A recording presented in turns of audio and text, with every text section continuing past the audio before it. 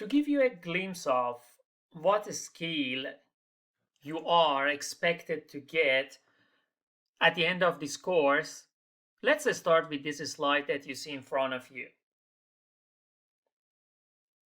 The problems you are expected to be able to handle them.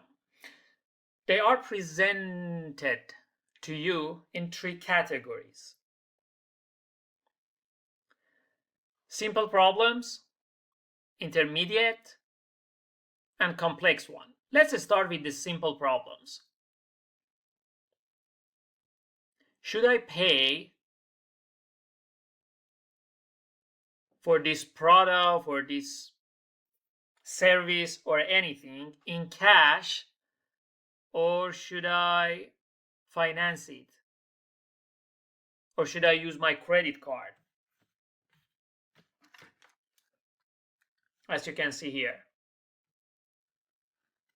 So you are gonna learn about some techniques. You are gonna learn to think like some experts who can answer this type of question. And in the next slide, I will show you how you are expected to answer them, not intuitively, not according to the habits, not according to your interest. In the next slide, I will show you. Semester parking pass or use parking meters. With this category that we just reviewed, you notice that it is some sort of comparison between a big payment now or a several installment. In the next category, it is asking you to buy or lease.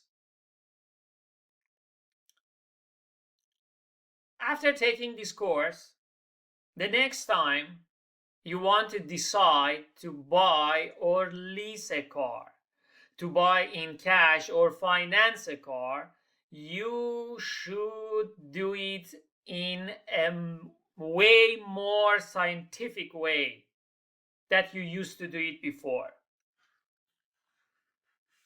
And you see, it is considered in the category of intermediate problems. Which equipment should be purchased? And again, the other things that you can buy the equipment or you can outsource it. And all this semester, we are covering this type of things. It is not going to be 100% focus of all the sessions.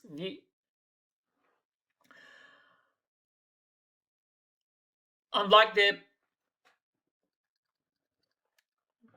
start of the semester, because at the beginning of the semester we talk about these things almost all the time we have in the class.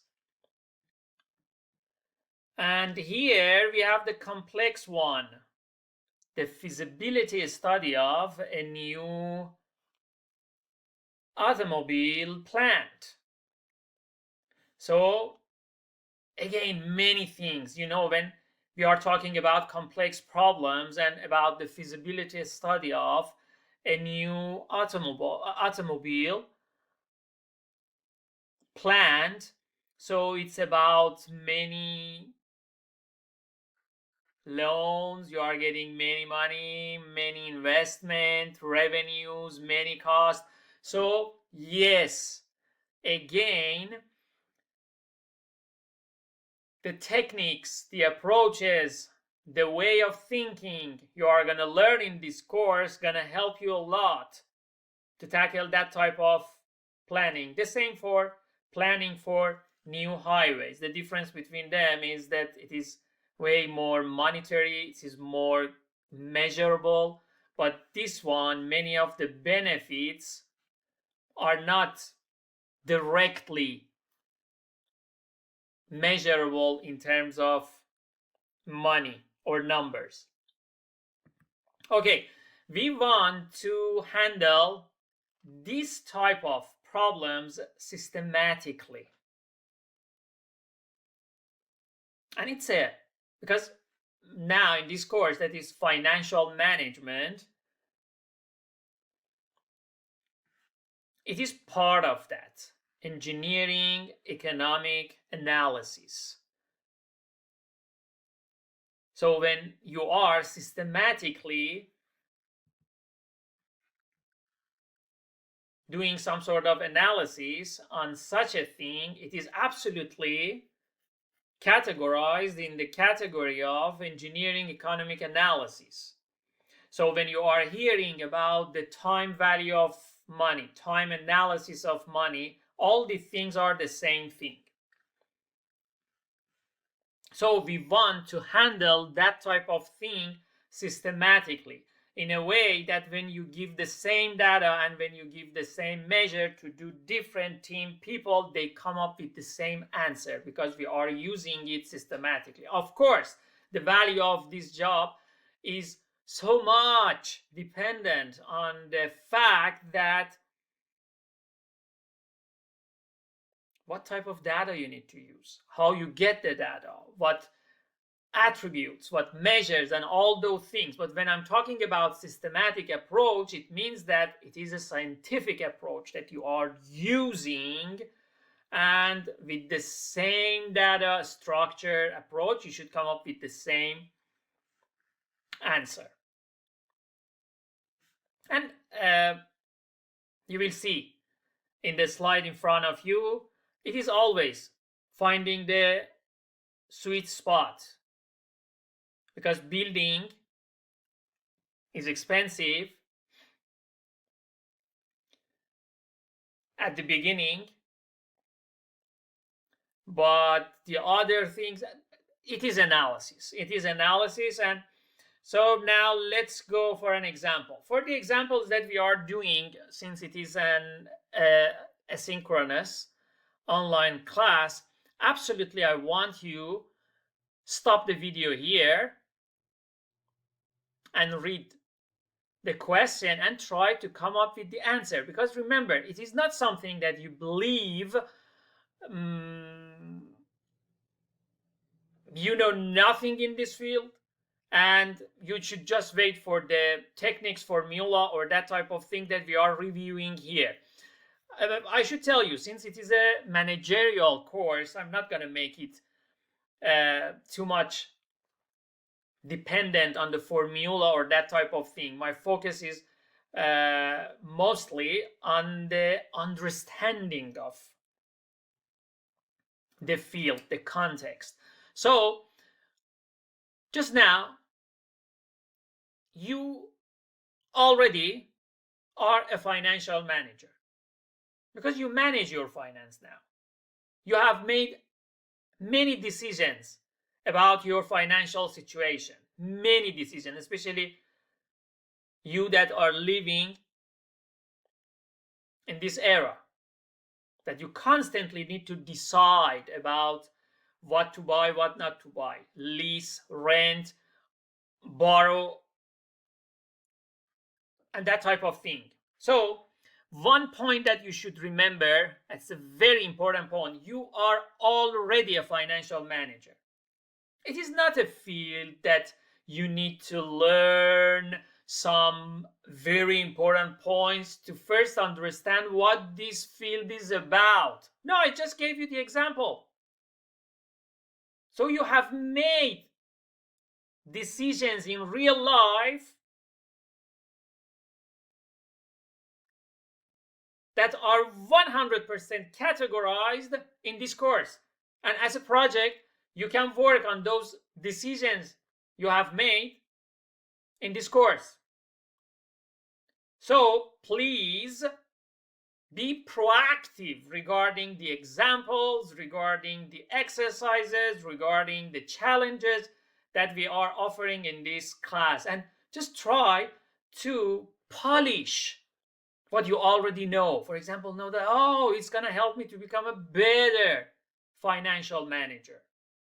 Okay, so I said that stop the video. I meant that after I finished it, stop the video. I will tell you when to stop the video.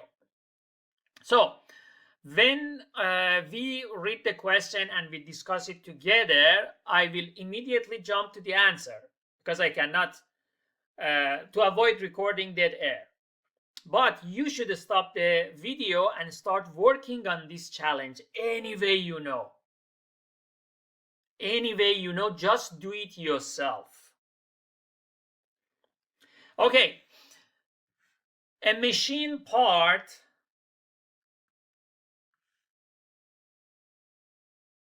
is manufactured at a unit cost of 40 cents for material and 15 cents for direct labor per each unit. An investment of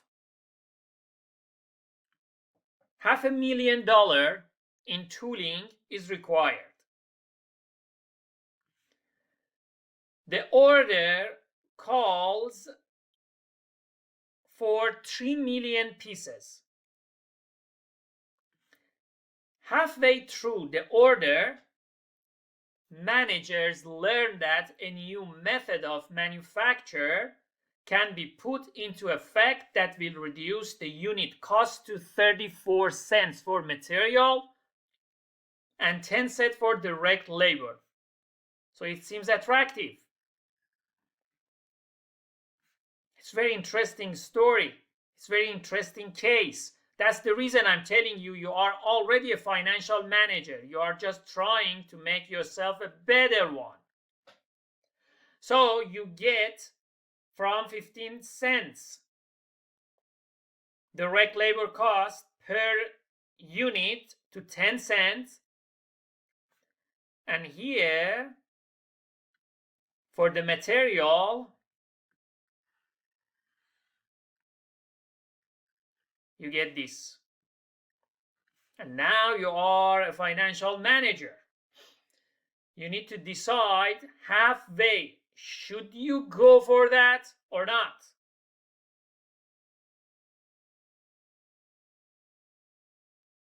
Because there is a downside with this new technology. You need to pay $100,000 more for that. The tooling will not be useful for future orders, another bad thing. So you are doing some sort of investment for the remaining half of the order you need to provide. Other costs are allocated at 2.5 times the direct labor cost.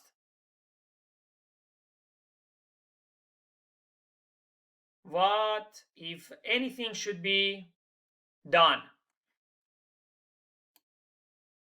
About the other cost, I should tell you that the other cost is also per unit, my friends.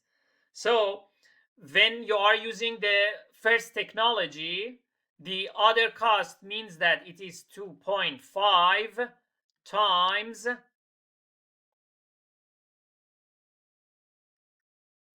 15 cents per unit, and for the other one it is 2.5 times 10 cents per unit. So for manufacturing 1 unit, you need labor per unit, you need material per unit, and you need other costs per unit. Stop the video and start working on this challenge. To resonate better with the problem, just put yourself in the shoes of the financial manager in that company. Just imagine you just graduated and they give you this problem and they said that, oh, you just graduated from a business school. Can you help us with this decision making? Should we go with the new technology or no, we should stick with the previous one? Have that courage at the beginning of this class to come up with your idea. So don't give up and don't jump to see the answer. Just see everything, put the numbers on the paper and try to make sense of them and come up with a firm answer that which one is better.